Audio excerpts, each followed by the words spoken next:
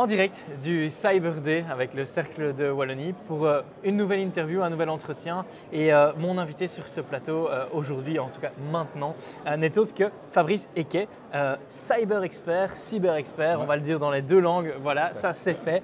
Merci Fabrice d'avoir accepté l'invitation et puis sois le bienvenu sur notre plateau. Tu vas nous parler aujourd'hui finalement des challenges de la cybersécurité pour les entreprises. C'est quand même assez large. On va peut-être faire le point d'abord sur ton domaine d'expertise. Donc, qu'est-ce qu'on fait chez Cyber Expert ? Donc, chez Cyber Expert, on accompagne les entreprises sur la stratégie cyber, c'est-à-dire du consulting, du conseil, comment on va pouvoir augmenter sa résilience et à baisser sa posture par rapport au cyber-risque, c'est-à-dire est-ce que de voir aussi bien au niveau des mesures organisationnelles que techniques, comment je vais pouvoir augmenter ma résistance aux cyberattaques, que ce soit par des mesures techniques qu'on va déployer sur place, mais aussi pour mieux me connaître, c'est-à-dire faire des audits qui vont être organisationnels, de conformité aussi, puisqu'on a des réglementations. On a parlé du GDPR, aujourd'hui les cyberattaques, on tape quand même sur les données. Donc le GDPR est concerné, on parle de la NIS 2 pour les entreprises concernées par la NIS 2, on parle au niveau de l'Europe du Resilience Act qui va arriver, donc il y a de plus en plus de réglementations, donc il y a ce côté conformité, il y a ce côté gouvernance, la maturité n'est pas la même dans toutes les entreprises, donc on va amener du conseil pour augmenter justement cette maturité et déployer les mesures suivant une feuille de route, une roadmap, on va dire, qui est acceptable par le client en termes de ressources, en termes de budget, en termes de priorité aussi, parce que quand on s'adresse à des PME, leur métier de base, c'est 100% de leur focus, et c'est pour ça que souvent que la cybersécurité est mise un peu de côté, parce qu'on doit courir après les clients, on doit satisfaire les clients. Donc, on apporte ce conseil et on essaye de l'adapter au mieux à tout type d'entreprise, aussi bien une petite entreprise de 30 personnes qu'une multinationale. Il y a une thématique dans ton métier qui est quand même très importante, c'est la thématique de la résilience.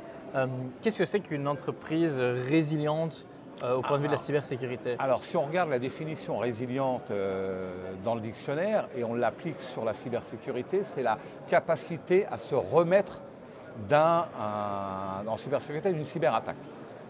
Est-ce que je suis résilient? Est-ce que j'ai les capacités à pouvoir rebondir après un crash, par exemple? Et là, c'est là où c'est très important, c'est qu'aujourd'hui, la question que beaucoup d'entreprises ne se posent pas, ils se posent la mauvaise question, c'est-à-dire ils se disent, tiens, est-ce que je suis une société à risque ou pas? Pourquoi on va m'attaquer moi? Je suis une petite PME, j'intéresse personne. Non, la question qu'il faut vraiment se poser, est-ce que j'ai les compétences, est-ce que je suis capable de rebondir, de remettre mes activités en fonctionnement si je subis une cyberattaque? Parce que le risque zéro n'existe pas aujourd'hui. Donc c'est là la question et l'impact peut être tragique pour une entreprise, une PME, c'est-à-dire que les coûts d'une cyberattaque, sûrement que dans d'autres interviews tu as abordé cette question, combien coûte la remise à niveau des systèmes, ça peut aller sur des millions d'euros pour certaines entreprises, c'est-à-dire qu'une entreprise peut aller vers la faillite si, suite à une cyberattaque, si elle n'arrive pas à restaurer, si elle perd toutes ses données de ses clientèles, chômage technique de ses employés, l'impact peut être catastrophique. Donc la résilience, c'est vraiment de se dire est-ce que je suis prêt et comment je peux mettre des choses en place justement pour remettre en production mon activité.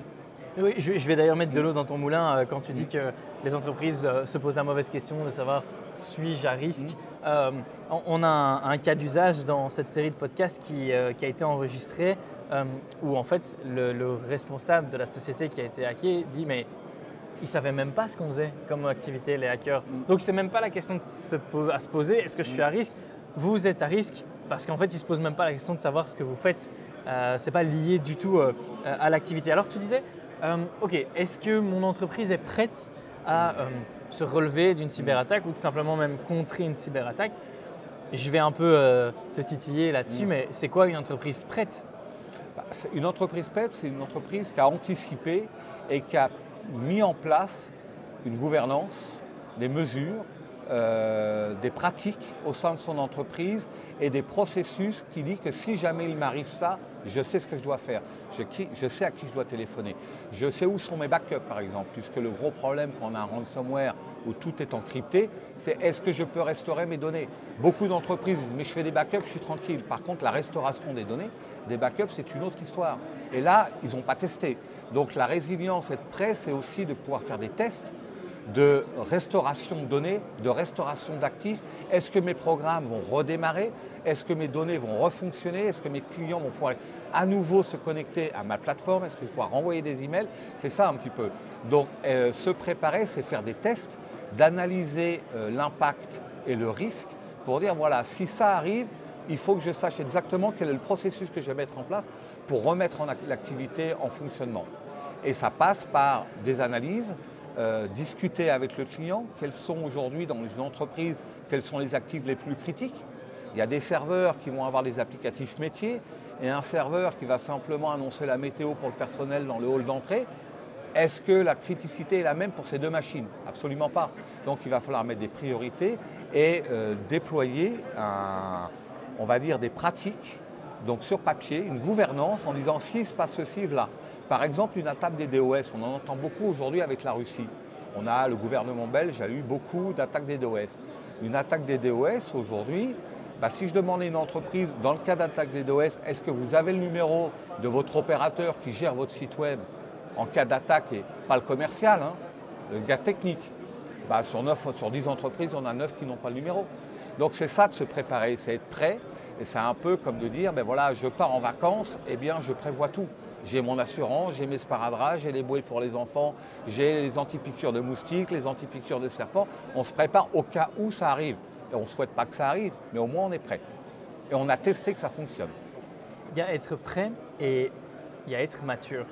Parce que quand on a préparé cette interview, tu m'as un peu fait comprendre que ce n'était pas du tout la même chose, être prêt et être mature. Alors c'est quoi la différence? Alors on ne peut pas être prêt sans maturité, je veux dire. Ok. La maturité, c'est deux choses. C'est une chose qui va... Il y a plusieurs aspects au niveau de la maturité. Il y a la maturité des collaborateurs. Il faut former les collaborateurs, il faut les sensibiliser. Parce qu'on dit souvent, on l'entend souvent, que le point faible, le maillon faible dans la cybersécurité, il se trouve entre la chaise et l'ordinateur. Ça veut dire que c'est celui qui est assis dessus. Parce qu'il va cliquer sur le mauvais lien, il va croire que le mail qu'il arrive, il est légitime, c'est bien son patron qui lui a envoyé, mais il n'a pas la présence d'esprit à regarder si l'adresse email n'a pas été modifiée, si le site web sur lequel il va cliquer sur le lien, il n'y a pas quelque chose qui pourrait être un peu bizarre. Donc il va falloir sensibiliser et former les personnes. Et c'est vrai que dans des grandes structures, on forme facilement, il y a des moyens, il y a des programmes. Dans les PME, c'est plus compliqué. Puis souvent, par exemple, si je prends un exemple très simple qui est la politique des mots de passe, dans beaucoup de PME, la secrétaire, les employés vont avoir le même mot de passe depuis 15 ans, ils ne vont l'avoir jamais changé.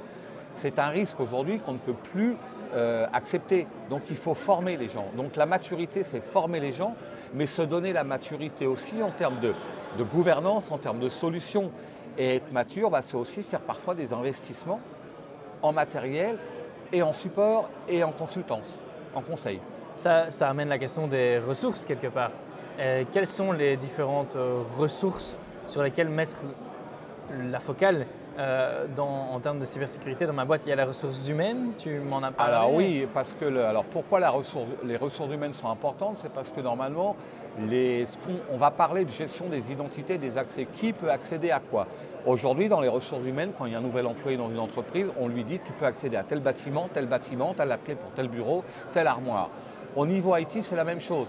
Tu auras le droit d'accéder à tel fichier, mais ça, c'est des choses, à tels applicatifs, ce sont les ressources humaines qui vont gérer ça. Mais à côté de ça, il y a les ressources cyber qu'il y a besoin, parce que beaucoup de PME, généralement, sous-traitent leur IT, leur informatique. Ils ont on va dire un opérateur externe qui va gérer le Wi-Fi, la configuration des PC, la configuration des boîtes mail, les imprimantes. Ce sont de l'infrastructure IT, ce n'est pas de la cybersécurité. Et souvent, ces gens-là n'ont pas les compétences en cybersécurité.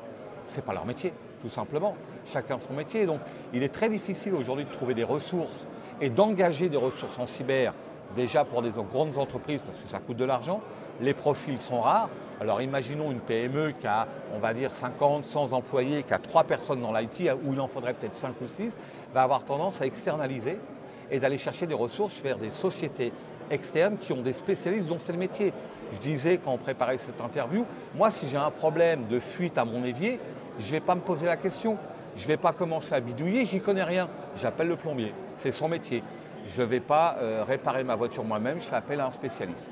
Donc pour la cybersécurité, les ressources internes sont rares, il ne faut pas hésiter à aller demander de l'aide à l'extérieur. Oui, c'est ça, parce que comme tu disais, souvent les ressources dans les entreprises pour ce domaine d'activité sont quand même relativement limitées. Je ne fais que souhaiter que ça puisse changer, mais en tout cas à l'heure actuelle, c'est un petit peu ce que vous observez, non?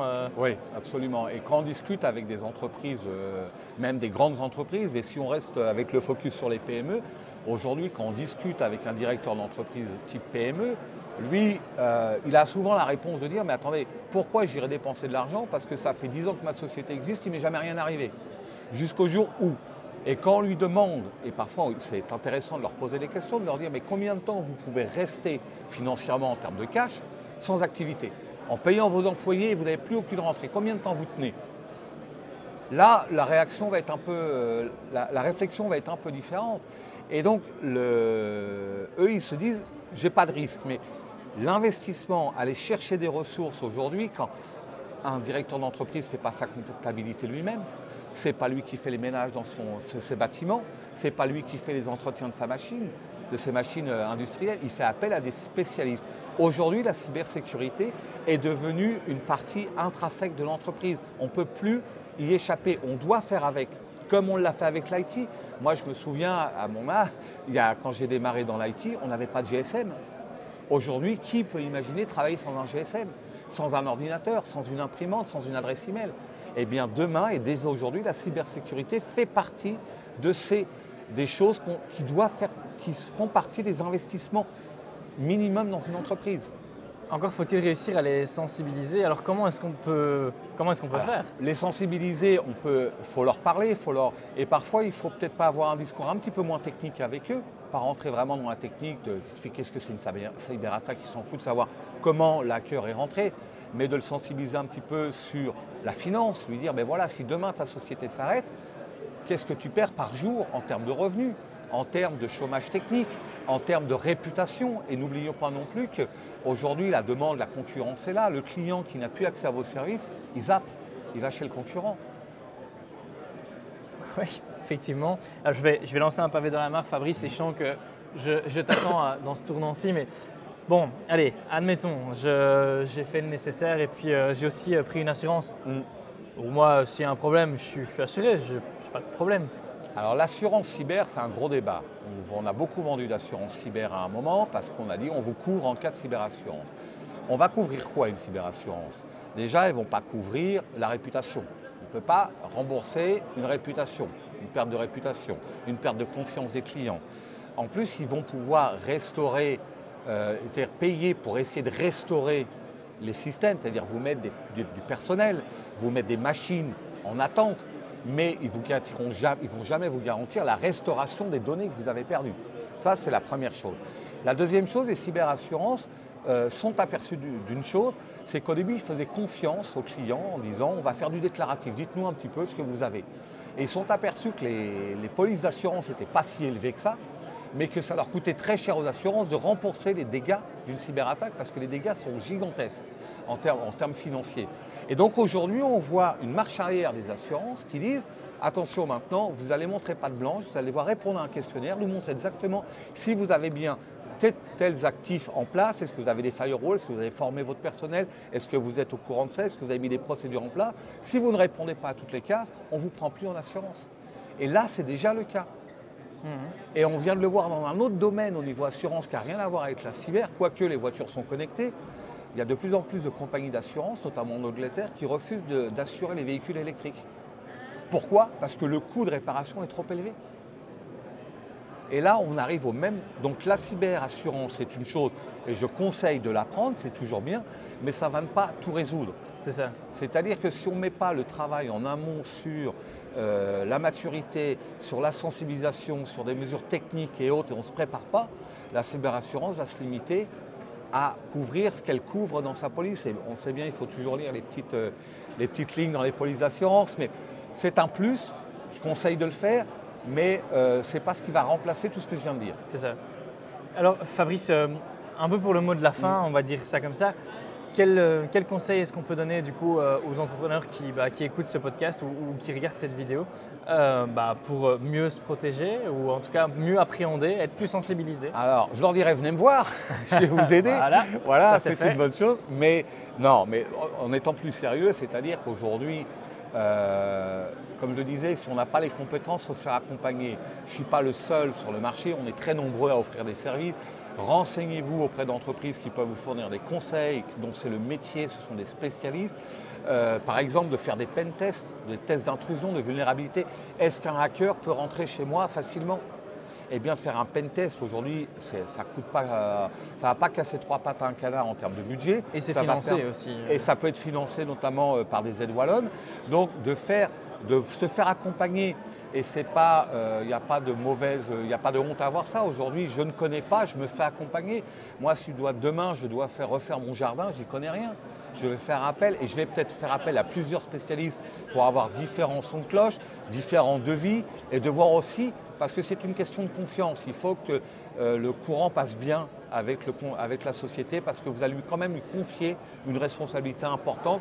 Vous lui mettez un peu entre les mains, vous lui donnez la responsabilité de vous protéger et de vous accompagner sur le long terme parce que ce n'est pas du one-shot la cybersécurité, c'est du long terme. Et pour terminer aussi, c'est ce que je vous ai déjà dit, aujourd'hui souvent moi j'entends la sécurité c'est trop cher. Avant oui c'est trop cher, mais après c'est trop tard. Il ne faut pas oublier ça. Je pense que c'est l'excellente conclusion. Fabrice, voilà. Je te remercie. Donc, on rappelle que tu diriges donc Cyber Expert. Voilà. Donc, n'hésitez pas à aller voir un petit peu ce qu'ils font. Un grand merci. Je te souhaite un excellent salon. Et puis, on se revoit bientôt. Et nous aussi, on se revoit bientôt pour un prochain épisode. D'ailleurs, dans pas très longtemps. À tout de suite. Merci. Merci à toi.